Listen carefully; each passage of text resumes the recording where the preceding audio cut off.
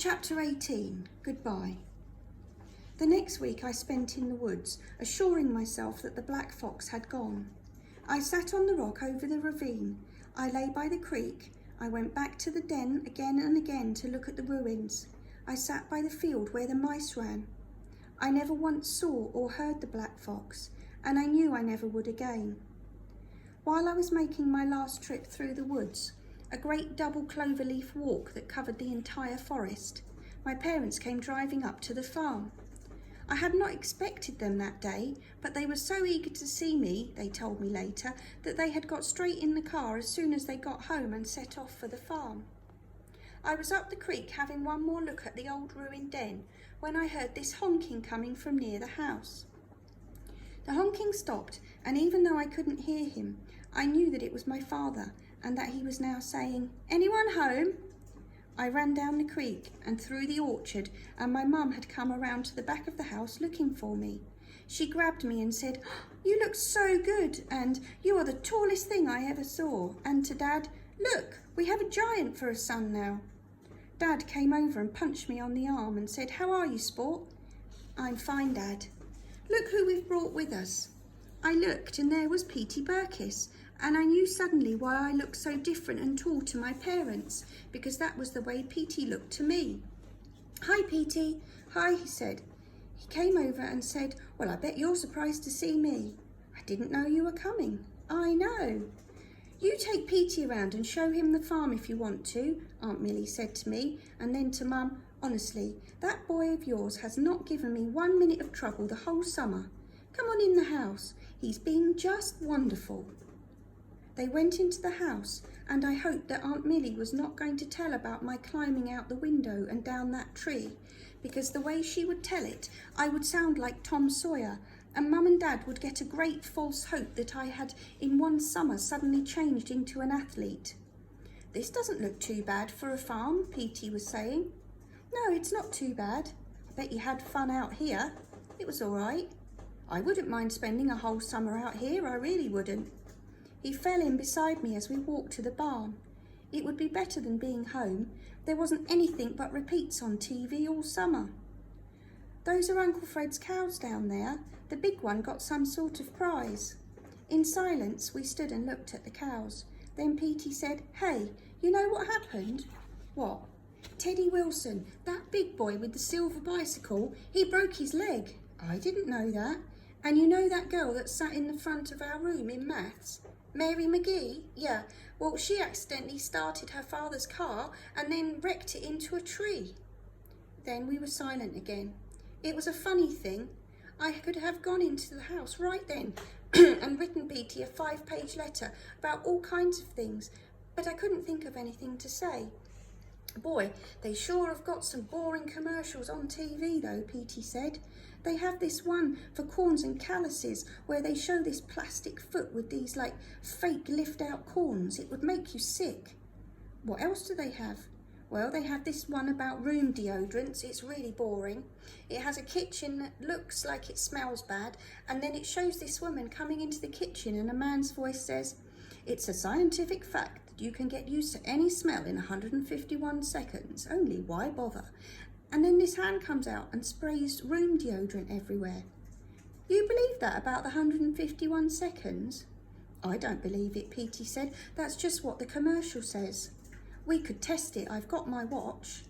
Suddenly Petey looked like himself again. He was rubbing his hands up and down his shirt, which is what he always does when he gets enthusiastic about something. "Where is the worst smell on this whole farm?" he said. "The very worst." "Come on. And listen," he continued, "if it doesn't work, I will write them a letter, very businesslike, and say something like this: 'Gentlemen, contrary to your scientific fact, my friend,' let's make that my partner and I have tested a wide variety of smells, and our discoveries are listed below." We left the farm after breakfast the next morning. Aunt Millie and Uncle Fred were by the car, and Hazeline was saying, "Now you come back on the 30th to my wedding. You hear, all of you?"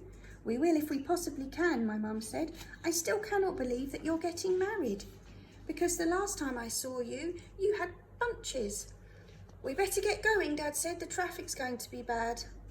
Well, at least we won't be on bikes, Mum said. I couldn't pedal from here to the porch if my life depended on it. Dad put my suitcase and Petey's in the back seat and shook hands with Uncle Fred. I hated to say goodbye to people I liked. Nothing made me feel worse. Mum hugged Aunt Millie and Uncle Fred, and then they all looked at me. And right then, I wanted to say the greatest thing in the world to Aunt Millie and Uncle Fred, because I had realised, after I let the fox go, that they were probably the nicest people I would ever meet. In all the past week, they had never mentioned once what I had done, and all I could say was, Aunt Millie, I will never ever forget how good it was to be on your farm with you and Uncle Fred. Well, it's just been real good for us to have you, she said. She hugged me and kissed me on my eyebrow. Uncle Fred said, you come back next summer, send the folks to Australia or somewhere. Only please not on bicycles, Mum said. We all laughed and got in the car, and Petey Burkis said, thank you for having me, in an odd voice. You come back too, Petey, Aunt Millie said. I will. Then Aunt Millie and Uncle Fred and Hazeline stepped back from the car and we drove off. Dad started blaring the horn and said, home, here we come. I looked back all the way to the main road because you could get a really good view of the whole farm and I wanted to memorise it. Aunt Millie was still waving, but Hazeline had sat down on the steps and was saying something to her dad. Well, will it be good to get home, Tom? My dad said. Yeah, really good, I guess. To tell you the truth, your old house looked better to me than any castle I saw in Europe. Mum turned round and smiled and said, now tell me, how was the farm really? It wasn't bad. I told you, didn't I? I told you you'd like it. I loved it, I said. It was the first time I had ever admitted that my parents were right about something and I was wrong, and this made her feel enormously good, and she said again, I knew you would. It was afternoon when we got home, and everything was just the same. Our street, the house, everything. The only thing that seemed the least bit different to me was when I went to my room, because all I could see at first were models, hundreds of models everywhere. You would have thought that I had done nothing all my life but glue pieces of plastic together. That was funny too, because when I was at the farm remembering my room, I'd never once thought about all these models. The rest of the summer went by so quickly that it was like the whole summer had been spent on the farm, because Petey and I hardly had time to do anything before school started. Then we joined a science club that met every Saturday, and the whole year just started flying by. I never knew time could go so fast. And pretty soon my visit to the farm began to seem hazy. For one thing, I couldn't remember the way Aunt Millie and Uncle Fred and Hazeline looked. Hazeline had sent me a picture of her feeding wedding cake to Mikey, and Aunt Millie and Uncle Freddie standing beside them, but they certainly hadn't looked like that, all stiff and formal and in clothes that seemed to have been made for other people. Only I couldn't remember exactly what they looked like. And one night, I tried to think of the name of Uncle Fred's prized cow. I must have heard him say her name 1,000 times that summer, only I had to lie in my bed for about 3 hours before I finally remembered that it was Rowena. It all seemed like something that had happened to another boy instead of me. Like one time Petey and I made a time capsule out of a large jar, and we put into this jar all kinds of things, so that in 100 years or 1,000, someone would find this capsule, open it, and know exactly what Petey Burkis and I had been like. We put pictures of ourselves in the jar and lists of things we had done, and Petey wrote down everything he ate and drank in one day, and I wrote down the books I had read in the past year. We put in stories we had written about our families for English class, and Petey's poem TV Land, and pictures we had drawn, and then we buried it. A year went by, and one day Petey said, "Hey, let's go and dig up the time capsule." So we ran and dug it up and took all the stuff out and laid it on the ground and read it. Petey kept saying, "I never wrote that. I know I never wrote that." And it was the same way about this crayon picture with my name on it. I couldn't remember doing it at all. It was as if 2 other boys had made up the time capsule and buried it in the ground. And now that was the way I felt about the farm. It was as if it had happened to another boy, not me at all.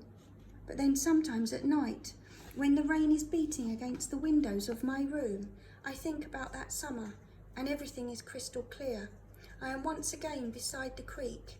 The air is clean and the grass is deep and very green. And I look up and I see the black fox leaping over the crest of the hill, and she is exactly as she was the first time I saw her. Or I am beneath that tree again. The cold rain is beating down on me and my heart is in my throat. And I hear, just as plainly as I heard it that August night above the rain, beyond the years, the high clear bark of the midnight fox.